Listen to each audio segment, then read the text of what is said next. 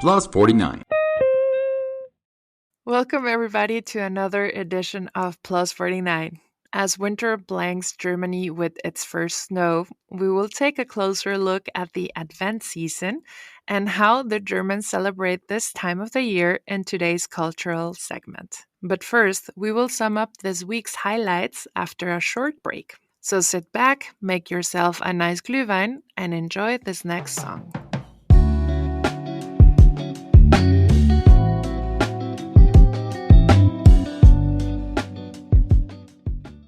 Let's start today's episode with some updates around Berlin and Germany. But first, let's focus on Berlin.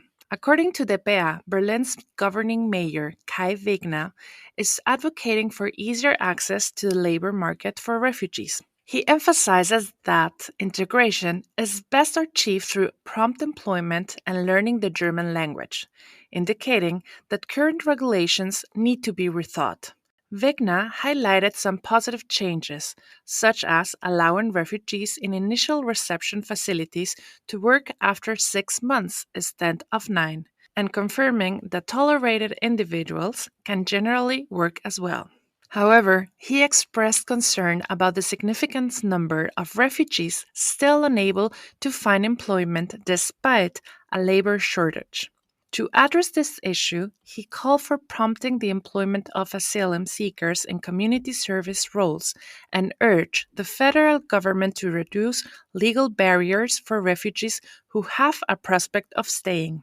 Additionally, he advocates for allocating more resources for language and integration courses.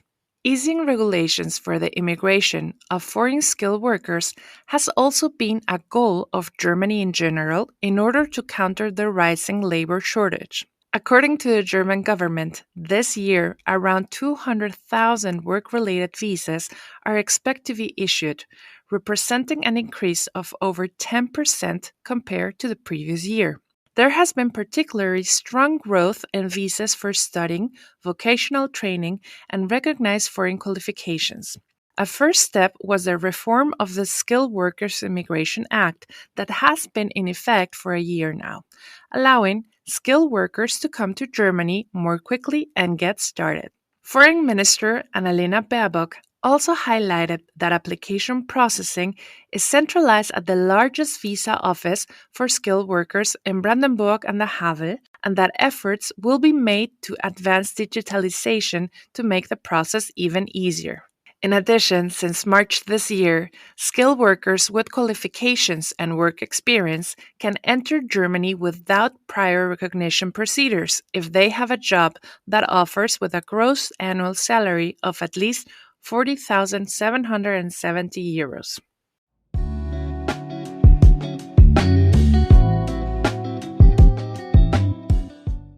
So November is coming to an end, and that means Christmas is getting closer and closer. You can already see how the city is preparing for the festive season with decorations and Christmas lights adorning streets and homes. With this festive atmosphere comes around the period of anticipation known as Advent. This Sunday marks the first Advent, which is celebrated every year on the fourth Sunday before Christmas. It signifies a time of reflection, preparation, and celebration as families eagerly await the arrival of Jesus Christ. Advent has its roots in Christmas tradition, originating in the early centuries of Christianity as a time of fasting and prayer leading up to Christmas. Over time, it evolved into a more joyful season focused on preparations rather than penance and is being celebrated by Christians all over the world.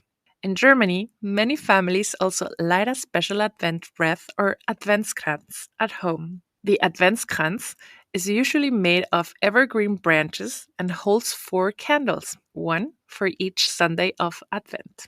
Often also features decorative elements like ribbons, pine cones, and other ornaments. Each week, a new candle is lit during family gatherings or meals. While the first candle represents hope, the second symbolizes peace, the third stands for joy, and the fourth signifies love. And of course, let's not forget the Adventskalender, one of the most popular costume associations with Advent all over the world. An advent calendar typically consists of 24 small doors or windows, each hiding a treat or surprise behind it. Starting on December 1st, children and adults, of course, open one door each day leading up to Christmas Eve. The treats can range from chocolates to candies to small toys or even messages. Well, there is a vast array of ready-made Adventskalenders available in stores featuring everything from popular characters to gourmet chocolates, including the famously now Dubai chocolate. Many families also take the time to create their own personalized calendar for their loved ones. These homemade calendars are often filled with small gifts, such as handwritten notes, favorite snacks, or little trinkets. This daily ritual adds excitement and joy to the countdown to Christmas. As we embrace this magical time of the year, Advent serves as a reminder to cherish moments with loved ones while reflecting on the true meaning of Christmas. So, as we approach December, let's celebrate these beautiful moments, these beautiful traditions that bring warmth and joy into our lives during a very special season. And remember, this Sunday, it's not only the first Advent, but also falls on December the 1st, meaning you can light the first candle of your Adventskrans and open the first door of your calendar.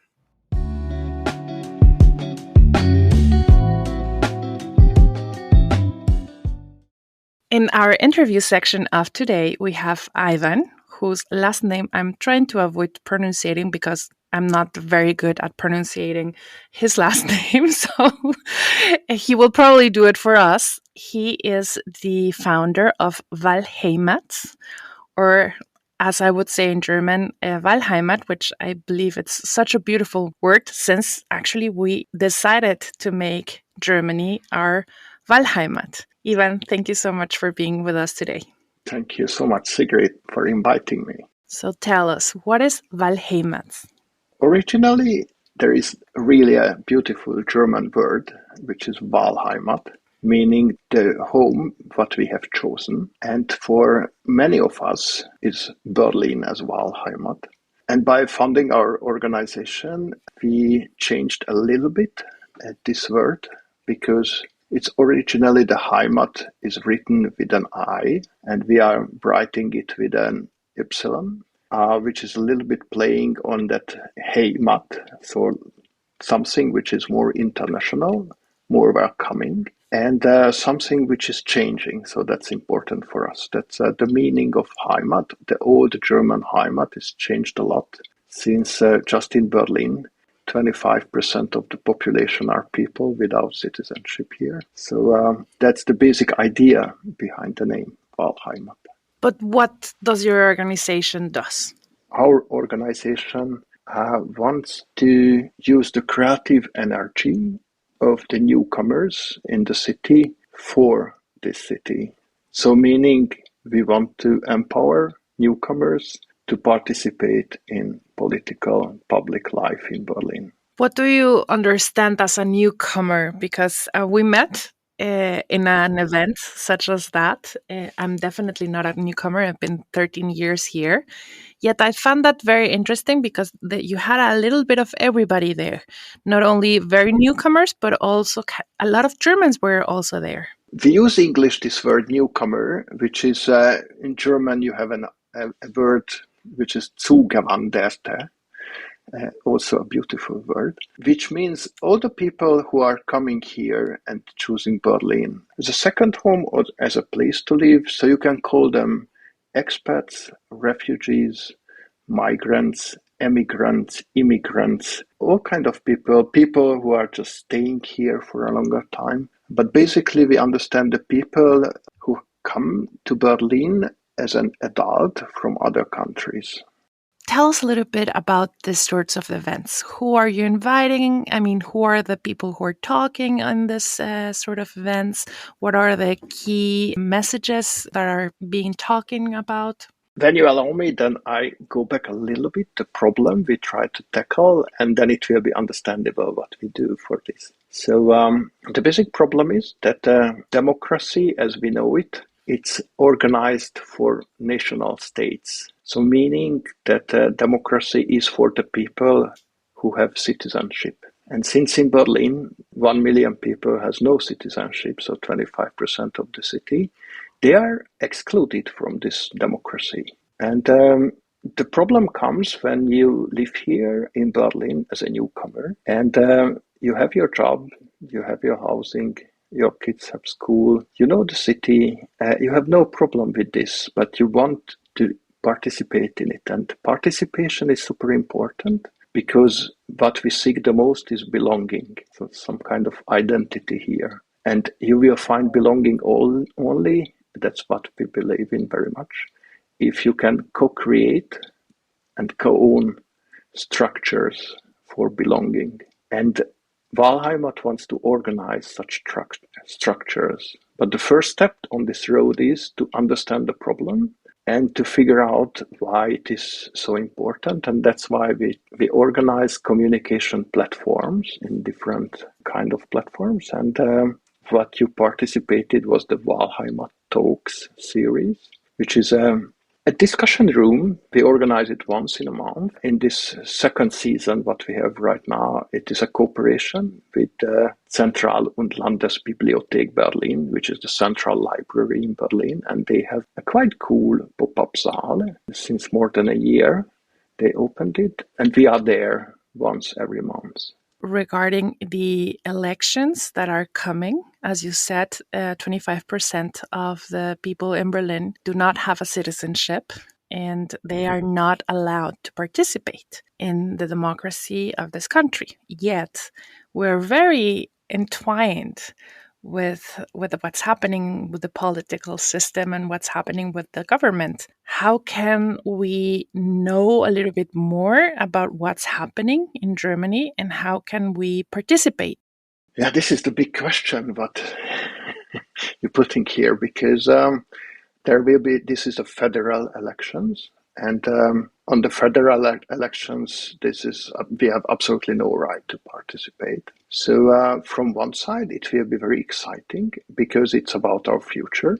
In a lot of sense, it will influence it. And moreover, by any researches in Germany, in the top three topics, what people interests, migration is in the top three. But mostly this is the first, comes to the first place. So actually this election campaign partly will be about us. And this will be an interesting experience for us as well, and I think for the German society as well. And my biggest wish is to come to the point that the German part of the society will fight for the voting rights of the non-citizens, because I think this is the only way how it can change. But in this point, I also have to tell that we are, what I told, that we need new structures. We at WahlheYmat wants to build new structures because these elections and this form of representative democracy, what we have right now, it's also, let's say, not for the 21st century. So it's something which is haven't changed at all in the last 70, 80 years. And there is not many things in our life which haven't changed so long.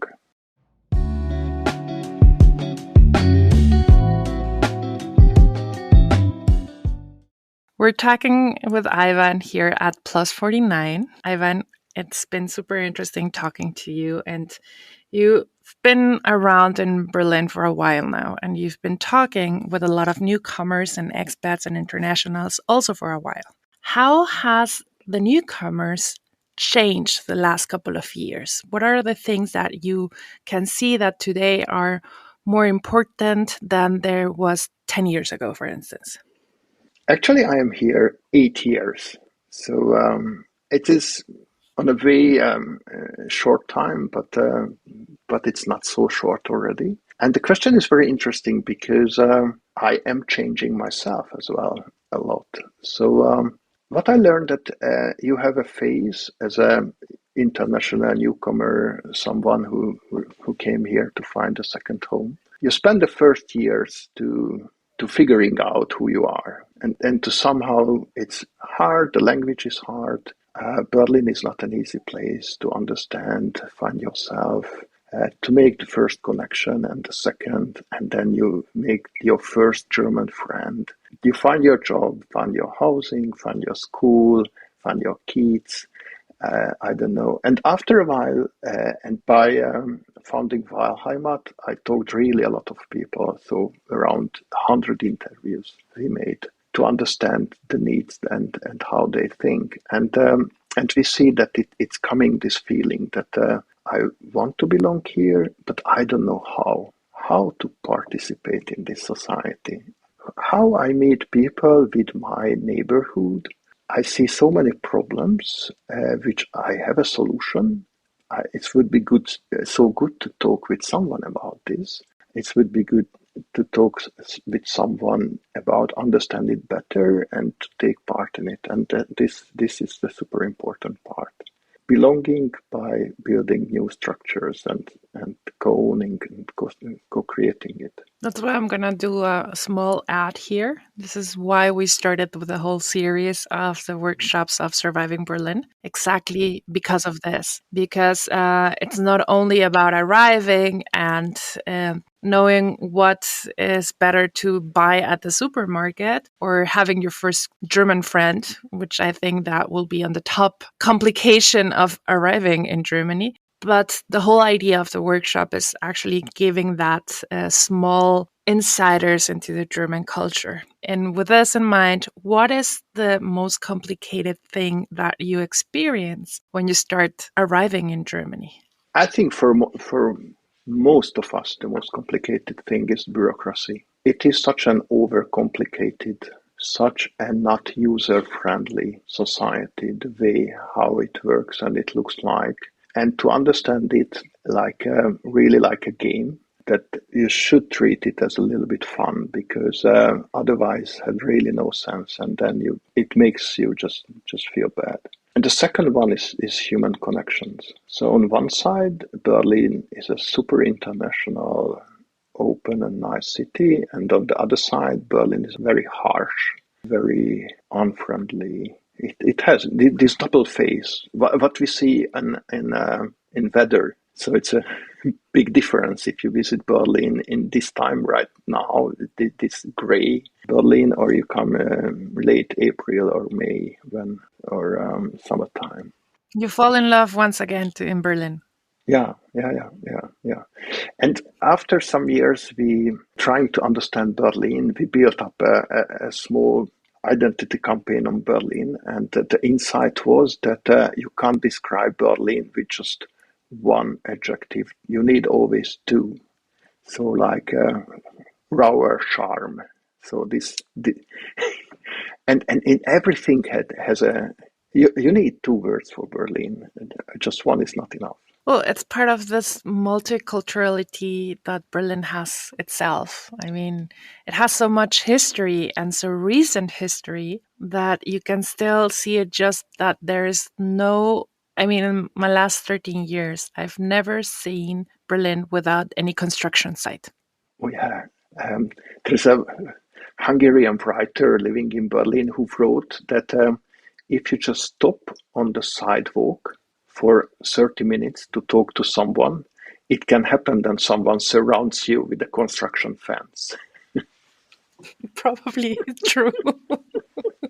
I think this is kind of the interesting part, because when you move to Berlin, you think that, oh, this is the capital. And you believe that, oh, the capital of a first world country is kind of London or Paris or even New York. And then you arrive in Berlin and you're like, oh, this is a capital that's still under construction, that there's even places where you cannot pay with credit card.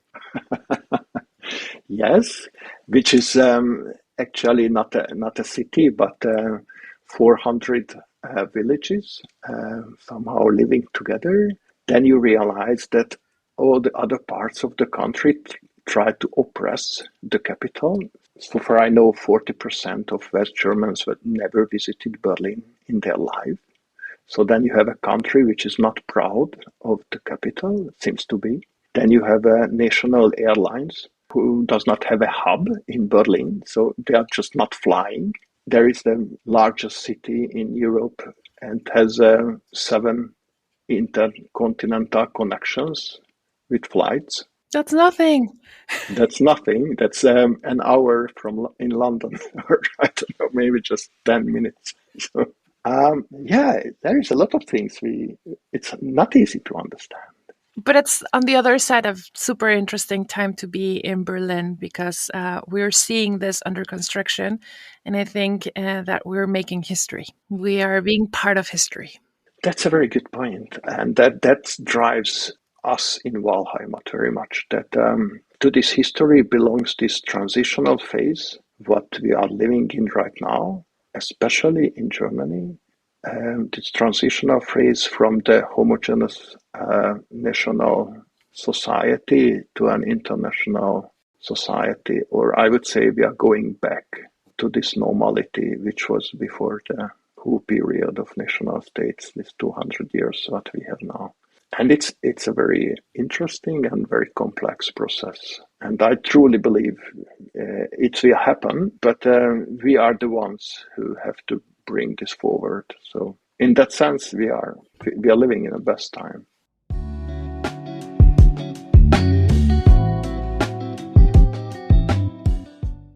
In our last section with Ivan from WahlheYmat, I want to ask you regarding the elections. Do newcomers, internationals, expats want to vote? Yeah, a lot of them want to vote. It is like in every society, so not 100% of them, as we have no voting rate that's 100%. But quite a lot of these people wants to vote, and of course they also need the same political education as all the other citizens. So they are also the very same part of the society as every other citizens, and you don't have to expect anything else from this part of the society as the other part of the society. So there are certain percent of the people who have different problems, which is problems for the society, and there is certain percent who are not interested in voting, but the vast majority is interested. I think voting for us, it's going to be very important for the future. And I think this is a conversation we will have once again with you very soon, since it might change the outcome if 25% of Berliners can vote that couldn't before. And especially now that we are seeing that AfD is there and they don't really like us, so to say. It might change a lot if there is more empowerment to those who are already in this country, already working, integrating, paying taxes. So we're definitely looking forward to talking to you very soon and hopefully to move forward with the possibility for all of us to start voting. Especially if you allow me a sentence that it is very exciting because 1.5 years after these federal elections will be the next elections in Berlin. So everything what we learn here right now, we have 1.5 years to build into the Berlin politics and to change something here. It's spannend. It's going to be spannend, super exciting, definitely. And we will talk with you again probably after the federal election. Let's see what the results tells us about what's coming. And in the meantime, for everyone outside who wants to join WahlheYmat on their monthly events, please just go to your website and you can find information. And you also have a newsletter, right? Yeah, we have a newsletter, we have the LinkedIn page, we have the website, and we do much more than just the WahlheYmat talks. So join us, come to us. Thank you, Ivan, for being here today with us. Thank you so much, Sigrid. Plus 49. Ask a German.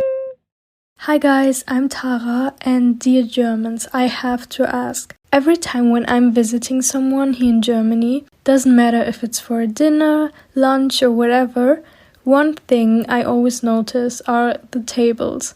And I don't mean the material they are made of or stuff like that, but how they are decorated. There's almost always a tablecloth or some candles. And don't get me wrong, I think it looks really nice, but why is that? What you're describing is indeed a very common tradition in Germany, known as Tischdecken. As a child, I must admit that I found this practice quite annoying. It involved numerous steps and, to my young mind, seemed rather unnecessary. After all, I came to eat, not to admire the table decorations. However, now that I'm older, I have come to appreciate the effort that goes into setting a beautiful table. I realized that there is much more behind this tradition than just eating and a bit of decoration. Inviting someone over for dinner is about spending quality time together and enjoying each other's company. So why not put in the effort to create a lovely table arrangement? This realization has led me to take more care when setting the table myself. I think somehow it is a ritual to becoming an adult. There are many details to consider when you're decking a table. One key element is usually a tablecloth, which can either cover the entire table or just be placed in the center. The choice of fabric and color can set the tone for the meal and reflect the occasion. For instance, a bright floral pattern might be perfect for a summer gathering, while a more subdued color could suit a formal dinner. Another important aspect is lighting, particularly candles. They add warmth and ambience to the dining experience. It looks even better when the color of the candles match or complement the tablecloth. Additionally, using different heights for candles can create visual interest on the table. Tableware is also crucial in creating an inviting atmosphere. Choosing plates, glasses, and cutlery that coordinate with your theme can elevate the overall presentation. For example, elegant china paired with polished silverware can make even a simple meal feel special. Napkins are another detail that should not be overlooked. Folding them creatively or using napkin rings can add an extra touch of sophistication to your table setting. Furthermore, incorporating small decorative elements like fresh flowers or seasonal fruits as centerpieces can enhance the visual appeal. Lastly, consider personal touches, such as a place card or small favors for guests. These thoughtful additions show that you care about the experience and make them feel valued. So, as you can see, there are a lot of thoughts that go into these preparations, and as we grow older, we increasingly appreciate the effort that others put into creating a memorable gathering. At least that was the case for me. After all, it's not just about the food. It's about the atmosphere, the connections, and the shared moments that make an occasion truly special.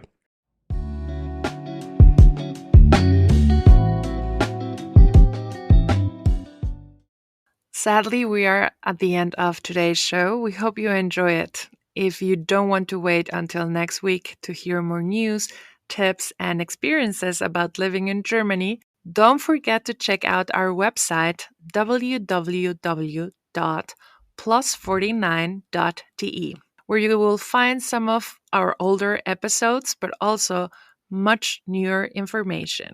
Remember, this Sunday not only marks the first Advent, but also the first day of December, meaning you can finally open that first door of your Advent calendar. So whether you're coming together with your family, your loved ones, or spending a time strolling through a Christmas markets, we hope you have a wonderful start into this very festival season. Hasta la próxima.